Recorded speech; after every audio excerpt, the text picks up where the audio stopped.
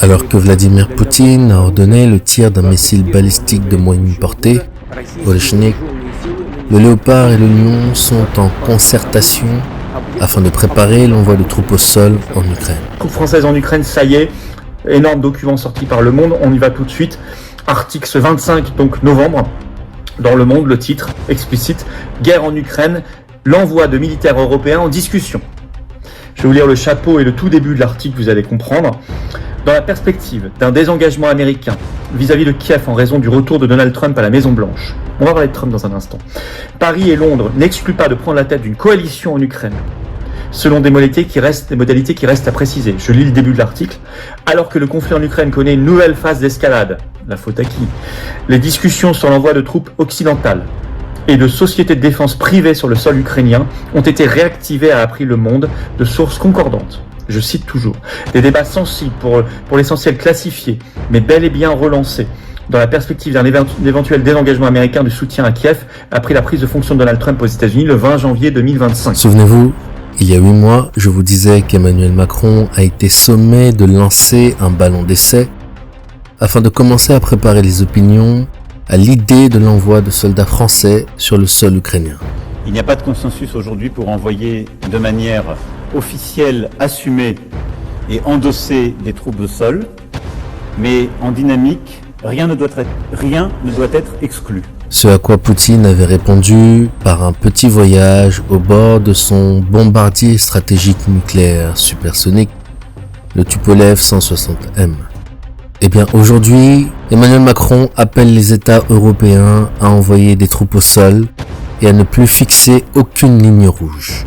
Que personne ne se trompe, si le Léopard met à exécution ce projet insensé, les conséquences seraient incommensurables pour les économies européennes qui sont déjà à bout de souffle à cause des trains de sanctions absurdes et parfaitement inutiles contre l'ours, à cause de la destruction de Nord Stream 1, à cause de la non mise en service de Nord Stream 2, qui pourtant est parfaitement fonctionnel et permettrait à l'Allemagne de redresser son économie en récession, à cause de l'explosion des dettes souveraines dues à la crise de la piqûre du serpent et du quoi qu'il en coûte. Mais en attendant, l'ours avance sur tous les fronts, y compris sur son propre territoire, où plus de 70% de la région de Koursk a déjà été reconquise. Du côté de Koursk, les Russes continuent leur troisième contre-offensive. Ça y est, ils ont liquidé les 2000 hommes, ou plutôt ce qu'il en restait, dont avait parlé Vladimir Poutine il y a un peu plus d'une semaine. Donc ce chaudron a été ugélarisé, c'est-à-dire que là, l'ordre n'a pas été donné de retrait suffisamment tôt, et donc il a été liquidé. Donc des centaines de soldats ukrainiens qui se sont fait soit capturer, soit tuer dans cette zone-là. Donc maintenant, la ligne de front au nord-ouest est à cet endroit-là. Et les Russes continuent également à pousser dans cette direction-là, du côté de Plekhovo également, mais pour l'instant pas de mouvement notable à signaler. Mais pour l'instant pas de changement significatif de la ligne de front. En vérité, les Ukrainiens sont en manque cruel d'hommes formés et motivés. Après avoir perdu plus de 500 000 hommes, l'Ukraine pratique l'enrôlement forcé par des rafles quotidiennes, ce qui est très impopulaire et qui contribue à l'autosabotage de l'armée. Car le talent d'Achille de l'armée ukrainienne et dans une moindre mesure de l'armée russe n'est pas seulement le manque d'armement, le manque de munitions ou autre chose, mais c'est le manque d'hommes. C'est l'infanterie, c'est-à-dire un nombre important de soldats d'infanterie formés, motivés, parce que on voit bien comment ce qu'on appelle la bussification en Ukraine.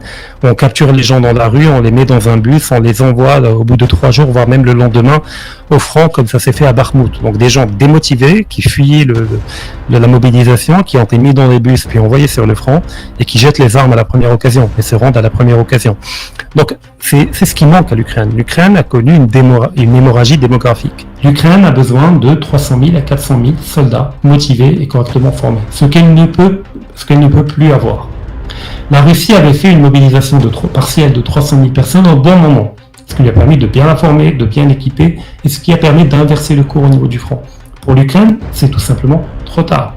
Il faut déjà les trouver, les 300 400 000, et il faut les trouver motivés, ce qui n'est pas le cas. Plus personne ne va aller au niveau du front.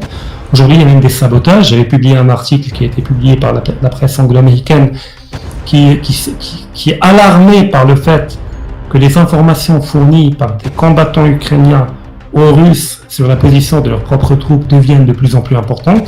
Ça veut dire qu'il y a une partie de l'armée ukrainienne qui sabote son propre camp parce qu'elle veut mettre fin à cette boucherie, à cette guerre qu'ils savent qu'ils ne peuvent plus gagner et qu'ils sont envoyés au front pour être trucidés. Bakhmout, c'était une catastrophe. Des dizaines et des dizaines de milliers de soldats ukrainiens étaient envoyés, mais le lendemain de leur mobilisation. On les attrapait dans les rues, dans un bus, et puis on les envoyait au front, uniquement pour combler les brèches et pour ralentir l'armée russe.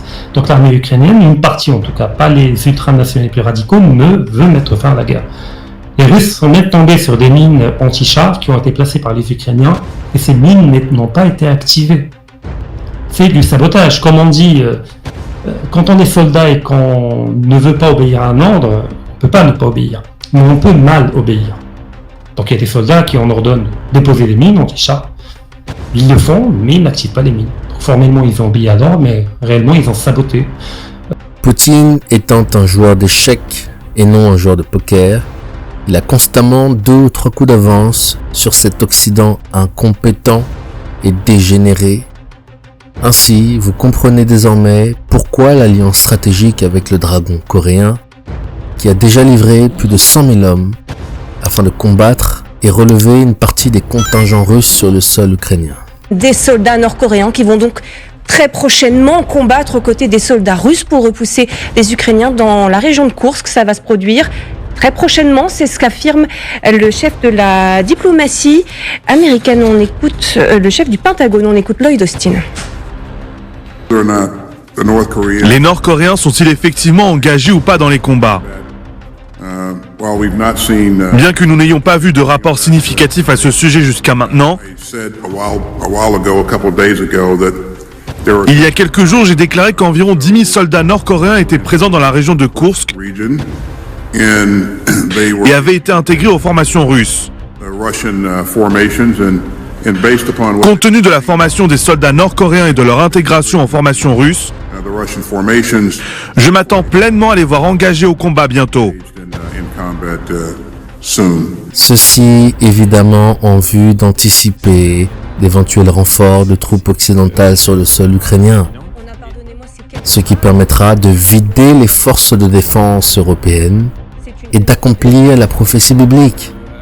Car oui, les nations européennes seront cueillies comme des fruits mûrs, sans aucune défense par le dragon chinois le moment venu, après s'être désindustrialisé, après avoir confié sa défense à l'aigle américain, qui n'est pas digne de confiance, après avoir vidé une bonne partie de ses stocks d'armes et de munitions, le léopard et le lion vont désormais se vider d'une bonne partie de ses meilleures troupes. Cela ne déclenchera pas la globalisation de la Troisième Guerre mondiale, mais permettra de monter d'un cran supplémentaire vers cette guerre civile américaine qui sera l'ultime avertissement avant la destruction de la Babylone politique qui est l'aigle américain, ainsi que ses États satellites qui constituent le léopard et le lion. Voir la vidéo du Pasteur Shine et de Seth Mundi. Chrétiens, nous vivons en ce moment même l'accomplissement des prophéties bibliques. La Troisième Guerre mondiale a commencé en février 2022. Voir la vidéo sur la Troisième Guerre mondiale qui arrive. Elle est localisée en Ukraine pour le moment. Elle sera délocalisée vers les terres du lion, du léopard et de l'aigle américain sous peu, car ce sont des jugements qui sont arrêtés et qui ne sauraient être annulés. Les Français qui voulaient venir avec les soldats à Odessa, une ville russe, vous les Français êtes en train de provoquer la Troisième Guerre mondiale. Parce qu'après, je sais pas, 300, 400 Français tués, votre président, il sera dans la piège.